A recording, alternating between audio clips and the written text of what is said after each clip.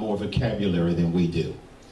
Those of you that are married, those you got girlfriends and the like, you already know they do most of the talking. We do most of the listening. In fact, when they want to urge us to talk, we talk net. We just kind of get right to the point. You know, bottom line is, I don't want to go into any long, mushy, emotional kind of dialogue. Just kind of get me. And you know, that doesn't satisfy them, right? They want to hear more. Why? Because they're trying to get real deep and find out who you really are and what you're really about. But we struggle with dialogue. And that's part of the issue that we wrestle with when it comes to fathers. Whether it's our father or where we're the father, being the father, that we have a tendency to talk net. We're hoping you get it. I'm gonna give you a few words and I hope you get it. So we're on both ends. Those of us that are older here that are fathers, and those who have been fathered, we can see it and understand it from two different perspectives. So let's open up that dialogue right now and think back. Some of your older brothers that are here, thinking back to growing up with your father, how much conversation really went on? And I would dare say that as the son, you didn't really challenge your father. You didn't tell him, you know, Father, look, Daddy, I need to know such and such a thing. Talk to me. You ain't gonna say that. You're hoping that he's gonna talk to you. But generally, you're not gonna get it, you know, depending on what kind of environment and what kind of home that you've grown up in. But there's something in us, as the little boys in us, that desire to hear more, wish we could have heard it, but it never came out, and we grow up with the void of some things we wish we had. Let's kind of talk about that. Pastor Hill, my name is Brian Carter. I'm with Dads Incorporated, and we actually go into prison and do a curriculum which is called Nurturing Fathers, and that is the second chapter. And the second chapter that we always talk about is like, what did you not like? What did you like? And then what are you going to carry on as a legacy? And when we talk about the conversation, I lead off and I say, well, you know, my father was a preacher. My father was a pastor. And he was a provider. He was there.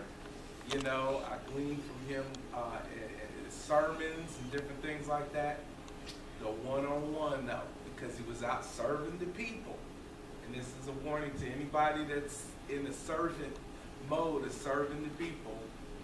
Don't prioritize it over your family, because it'll show and it'll manifest itself. Just like what you said, when you got around to the point of saying, well, I guess I need to speak to my son and spend more time with him, I was a cool preteen then, and it was like, hey, you square, you know what I'm saying? So it was like I had already shut it down. And then now, because of that, or even in raising my sons, both of them are adults, I purpose to talk. Now it's freaking them out, because it's like, you talk more than mom. Yeah. Well, I'm a social worker, I get it legit. Right. But and a preacher, and you get it legit. But it's like, I'm trying to right a wrong. I'm trying to say, what are you thinking, son? Right. Tell me. Just had a heated conversation with my son the other day. And it was like, well, what are you thinking? Tell me. He wanted to just argue feelings and stuff, and it's like, all right, I'm here. Yeah. I'm going to let you know the error of my ways, I'm shutting up. Because my pledge now is to have bigger ears and a smaller mouth. That's good. You know? That's good. So I'm doing all that I can to make a difference. So don't you think it's inherent in us, and just kind of part of our wiring? We can be very secretive. Absolutely. You know, we're very careful about what we disclose. You know, so therefore, you really have to kind of push the envelope if you're even going to get anything out of us. And just think about this, our young boys growing up, I've got 3 sons, they're all grown now, but 3 sons, and coming up, and just kind of talking to them about, they're born with this privacy kind of entitlement. It's like, I don't want to open up. You try to push the right button to hear the right thing, and I'm cool, Dad, I'm cool. They learn how to talk neck from the womb. You know, how you doing? I'm okay. And that okay, if you were to open it up, it's filled with a whole bunch of other stuff, but I don't want to deal with that right now. So it's easy to kind of just push it off. I'll deal with it. What is it? Is it because of the, is it because we don't want to lose the macho image? We don't want to be vulnerable? What is it about men that? I think it's a fear of losing that authoritarian position in the family structure where, of course, I was definitely afraid of my father. He's Marine, and you know, it was always orders and do this, do that. But I think now, with my particular situation, I have a 26-year-old daughter, and we have such a wonderful relationship.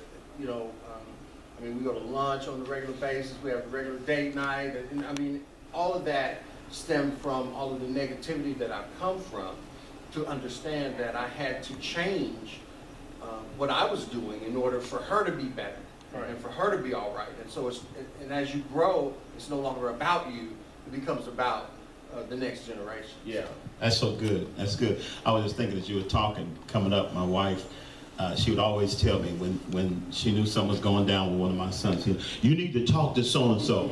And the first thing, you know, rises up in me, oh man, here we gotta go. We gotta try to attempt to open up 2 containers that are shut. Wow. Right, him and me. Yeah. I gotta face the music, and here's part of it too. I gotta face the music, some of the same music I played. Yeah. Now I've got to open up and deal with him, but then I've got to look at, in reverse, and look in the mirror of me yesterday. Right. And that's something we don't like to do too well. You know, it's when we kind of mature in this thing that we can kind of come to the point and say, you know what, son, I did the same thing. And you say, ooh, ouch, boy, that hurt. But it's okay, it's good. But just to begin to open, and I think that begins to open the dialogue. When we can be transparent and real with our sons, and not just come from this one edge.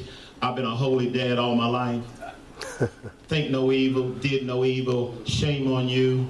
You came out of me, you should be the same angel I was. But just come down to the reality, look, I blew it too. I messed up too.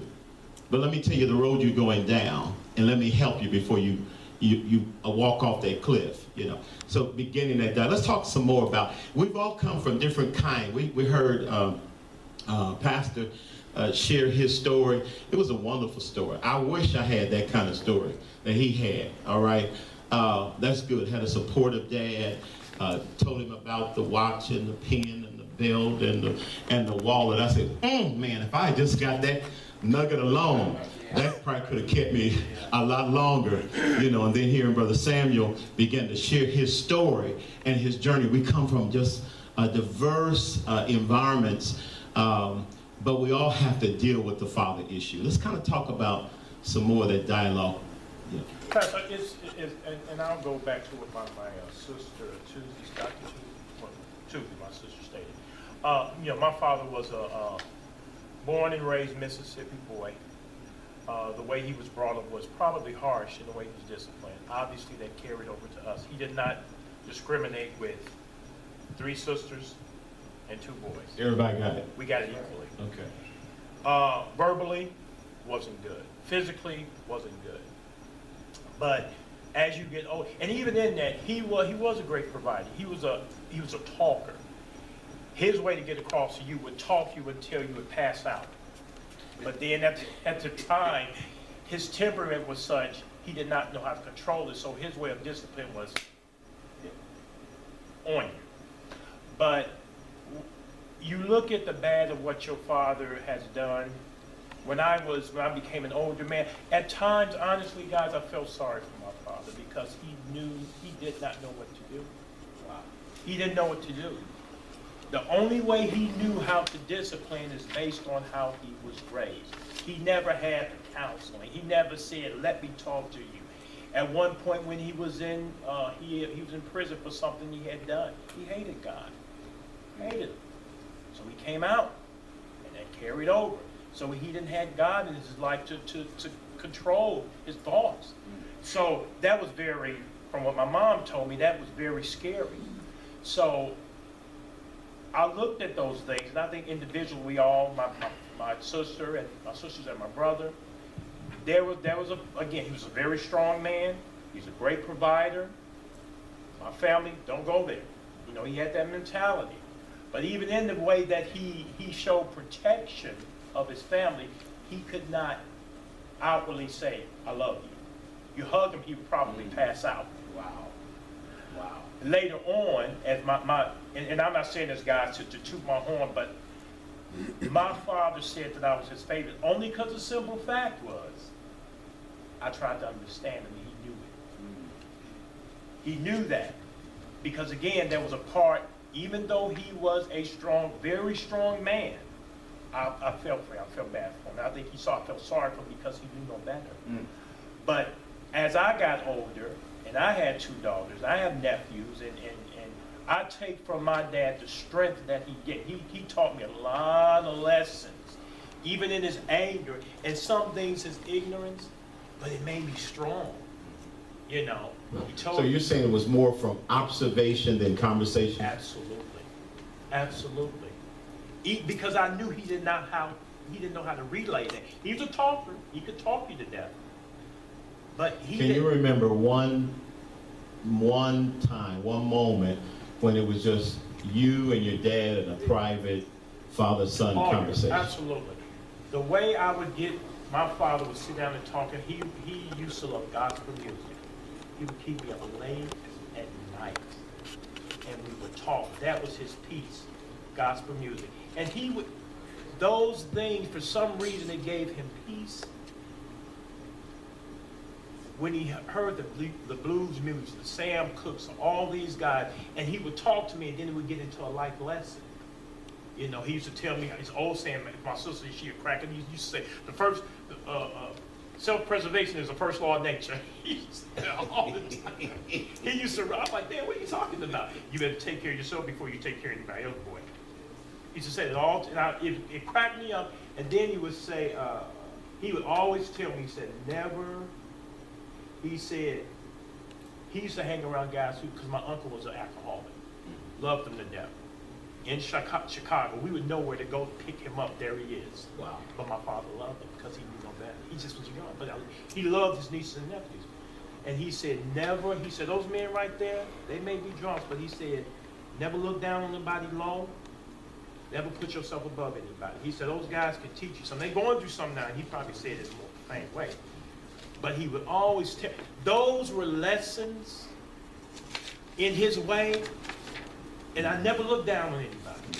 So, yeah, he taught me a lot. That's good. I brought up the observation versus conversation because in a lot of father-son situation, there is silence. They don't know how to talk. They don't know how to begin to open up and share. Right. But you're watching them. Sons watch fathers. Amen. Sons observe.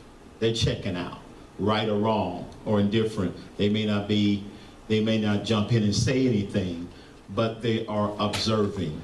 Observation. Who here has had the situation maybe with your father? He had no conversation direct with you, but there was a lot of observation on your end. And from that observation, what did you get out of that? Was there life lessons learned, or was there more hurt and devastation than anything else from that? Well, I mean, as a young man, I realized that my father was a very independent person because he comes from the Marine Corps. And I used to watch him cook.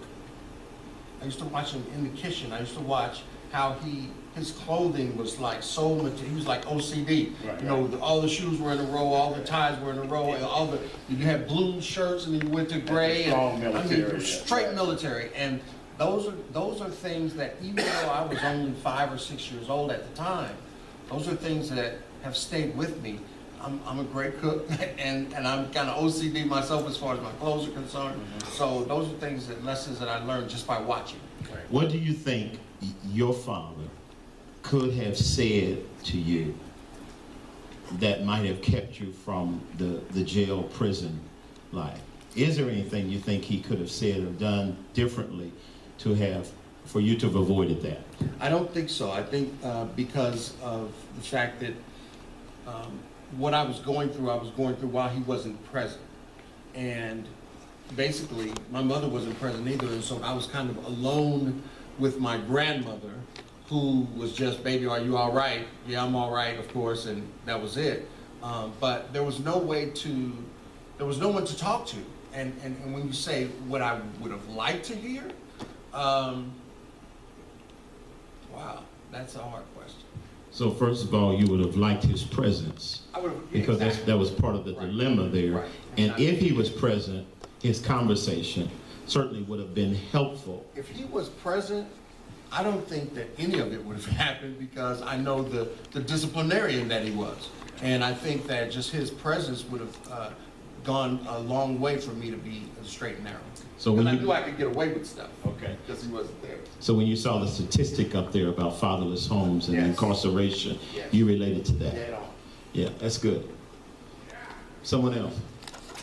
Pastor, I just think that, there's no handbook on how to be a good father. There's nothing in writing. You don't take a class. It's not a 101 course.